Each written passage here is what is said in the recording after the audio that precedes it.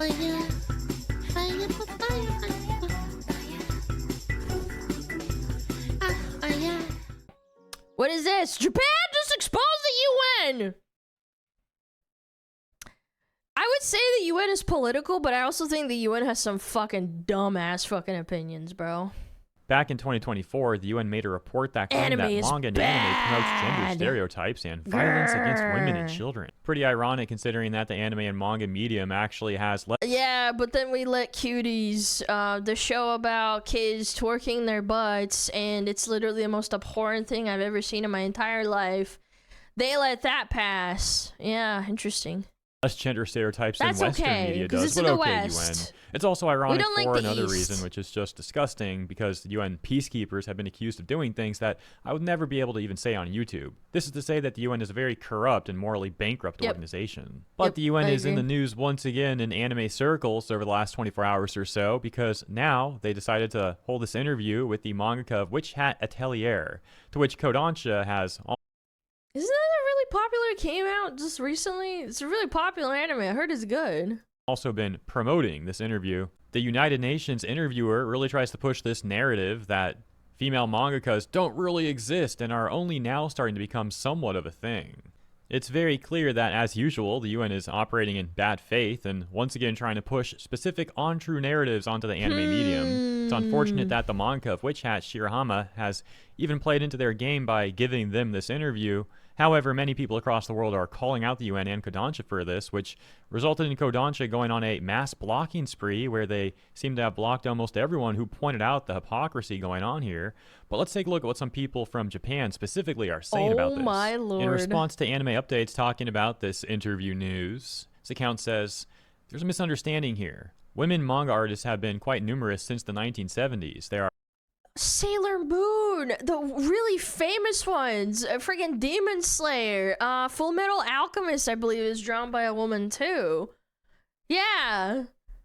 Is this done? What are we talking about? Like, what are the most famous animes that, like, boys and girls like are written by girls? Written and drawn, I should say, because manga, you have to draw it. There are plenty of creators who became legends in boys manga and in girls manga. Male creators have drastically decreased. Even in adult manga, women creators hold a certain proportion. It's not that they've only started increasing. And it's crazy. It's not even DEI. It's just them being good at something. Wow. Now, they've been around in droves for a long time, leaving behind tremendous achievements. Now, once again, we have some irony here with the UN, because with the UN trying to push this specific narrative, this untrue narrative, they're the ones actually diminishing the hard work of female mangakas throughout history. Another Japanese account here saying they're piggybacking on the Japan moe art bashing to spread propaganda, using that manga by the author who was jumping on the bandwagon. Kodansha's US subsidiary's ideology, it's a you-know-what situation. Another Japanese user took the interview, which was published in English and machine translated to Japanese to... I love that Grok started auto-translating posts, because you get to see a viewpoint from people that don't even live in your country. I actually find it so fascinating. I've seen people asking questions and who are from Japan asking questions about America, and people just answering like truly and honestly, and people like being like, oh yeah, it's actually like this and this and this. Because honestly, it's not really conspiracy theory, but there's obvious propaganda going on on both sides of the aisle, obviously, because people want to have a narrative instead of letting people who are just normal, everyday, quote unquote, not even peasants, but like everyday Joe Schmoes that just want to interact with one another. Read it, and they go on to say, it's pretty awful. Or rather, why is it that people in overseas, those circles, can't praise female creators unless they're lying about the manga industry being some male-dominated society? Because it's a narrative, that's why they have to push it, and they don't like it that you're going against the narrative because it goes against their fucking wishes. A response from an English user that says it's because the UN is not praising it with good intentions. They want to influence the industry. They make a fake problem with their globalist beliefs being the solution. They're using the work as a way to try and push their ideology onto Japan. The Japanese OP responds and says all they gotta do is focus on their day jobs. Huh. Those folks. And another English response to the OP saying the UN is always talking about how anime is a problem, but suddenly they're fine with this one? Makes you think there's something going on. Spanish Twitter is also getting involved with calling this stuff out. For example, this tweet that reads, Rumiko's already been in the industry for like 50 years, and these guys are telling you that women in manga are only just now getting prominence? LMAO. However, some people are defending What are the we United talking Nations about? interview. Demon Slayer's like one of the most famous fucking anime. What? For example, this YouTuber Lines No in offense Motion, to anybody who else. had I'm just written on saying it's a Twitter, very great mainstream interview, fucking and insights by anime. Shirahama absolutely blockfest in the replies and quote retweets though. So I guess Lines in Motion doesn't like people pointing out the hypocrisy of the UN, the corruption of the UN. They would get a response from someone talking about the critical comments where Lines in Motion then added this. A lot of fans knew this would eventually happen. Literally any female mangaka who shows to be left-leaning will get bombarded with hate and accusations of being an industry plant. Yuki Satsugu had a massive backlash when tweeting in support of BLM, etc., etc. So this is a very strange take. It has nothing to do with the mangaka being a female. If it was a male mangaka, they'd be getting the same exact criticism right here. The fact of the matter is, as people have pointed out, as we've been discussing, as people in Japan are also pointing out, there's hypocrisy with the UN, who has previously called out anime and manga and disparaged the entire industry, and even attempted to frame Japan as problematic. Let's not forget the UN had previously also said that Japan was misogynistic. Why do they say things like, "Oh, Japan's problematic"? There's other countries that don't have different rules than the West or America in general. Like in Saudi Arabia, women couldn't drive for like the longest time, and they only recently made it available for women. Why do people not talk about that? Like, not that I personally care. Like, if I'm gonna go visit Saudi Arabia, I'm gonna abide by their rules so I don't get into trouble. So, like, obviously I wouldn't drive unless I'm allowed to. But it's like, if that's their rules, why is it okay? Like, why is it okay to say, oh, Japan's problematic? It's like, okay. Because they refused to have a female emperor, which was such a ridiculous claim. There's a lot of examples of stuff like this. So, yeah, people are pointing out the hypocrisy. It has nothing to do, again, with the mangaka being female. Now, it's also funny how so many leftists, like Lines in Motion here, want to support the UN and BLM, and they act like you need to support those organizations. It's like, dude, you can have a discussion about policies related to worker reform without... You can support black rights and not support BLM. Do these people not understand that at all? What? Supporting corrupt organizations, but these people like, never do that. They want to support the corruption, which seems like a very unwise and weird stance to take, but we see this time and time again. For example, Danny here acting like people should... No, they don't. No, I'm saying if you don't like BLM, you could still just support black rights. Like, I don't understand this logic. Just because you don't like BLM doesn't mean you hate black people. I've never understood that. Should support the UN you and have support to support BLM, so the otherwise UN, you're as racist. mentioned, has many credible reports where people... Even though they've obviously, like, I don't want to get into politics, but there's actually, like, proof. You can look it up right now. There's public records. The owner of BLM was a corrupt piece of shit, and they stole a bunch of money that only went to them, and it didn't go to anyone else or the causes that they were talking about. Look it up.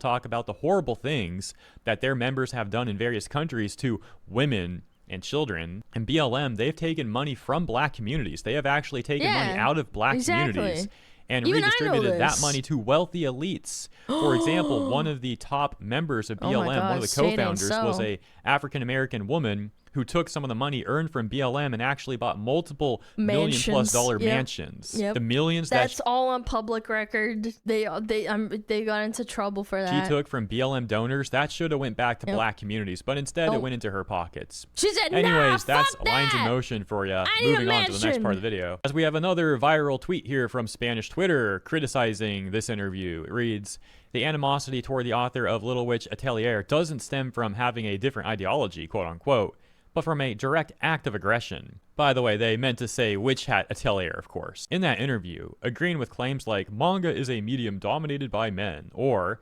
women must remain anonymous to survive in the medium, is dishonest. No, that's also dishonest because there's a lot of male mangaka that are completely not public. It's not inclusive to just women. There are plenty of people that never show their face that are men.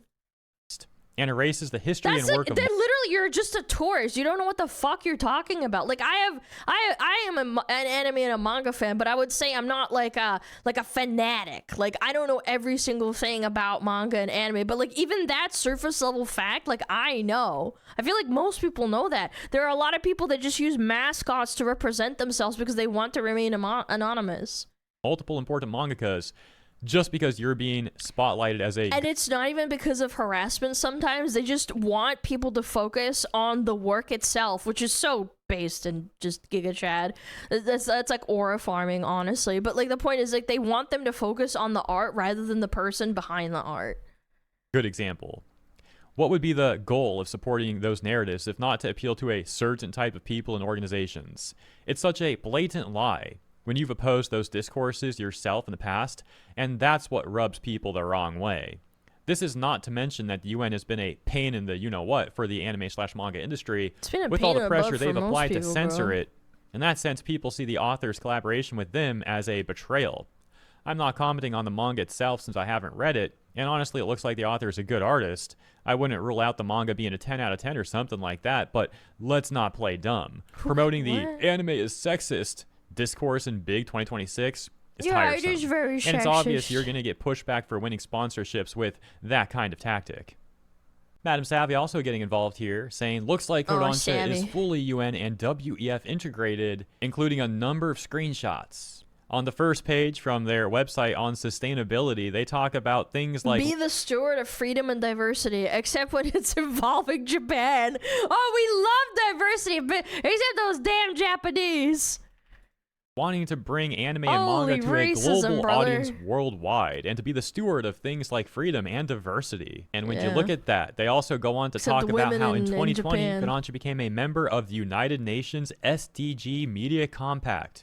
And to no one's surprise, they then talk about identifying issues based on international guidelines and survey criteria used by ESG assessment organizations. This isn't surprising at all, considering that they've been pushing DEI rhetoric, and DEI is, of course, the method that corporations use to try to raise their ESG score. We literally just talked about DEI and women in video games just today. Hopes of appealing to massive capital funds like BlackRock. Turning to Kodansha's tweet where they were promoting the interview between the United Nations and Shirahama, I forgot to mention one thing. I did, at the start, tell you how they went on a mass blocking spree, essentially blocking everyone who was criticizing them and pointing out the hypocrisy of this interview and the corruption of the UN.